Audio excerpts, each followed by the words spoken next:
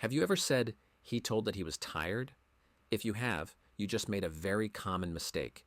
Using say and tell correctly is one of the fastest ways to sound more like a native speaker. Today, I am going to give you the person rule, so you never mix them up again. The secret is all about who you are talking to. Think of the word tell as a bridge that must have a person on the other side. You cannot use tell without a direct object. You tell someone something. For example, "Tell me the truth," or "He told his boss he was quitting." If there's no person mentioned immediately after the verb, tell is the wrong choice. On the other hand, think of the word say as a delivery box.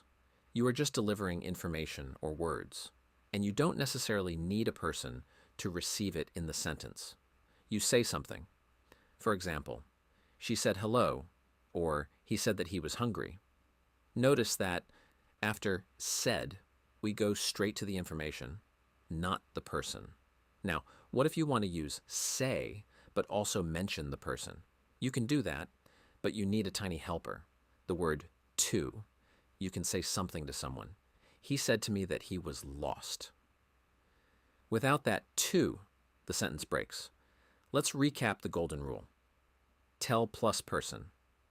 Tell me, tell him, tell them. Say plus information. Say hello, say that.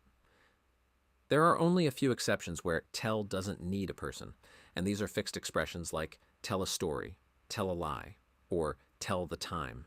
In almost every other case, follow the person rule, and you will be safe. Now, for your challenge, I have a sentence for you. She told me that she loved the video. Should the missing word be said or told? Write your answer in the comments right now. I'll be checking to see who mastered the person rule today. Don't forget to subscribe for more masterclasses. See you in the next one.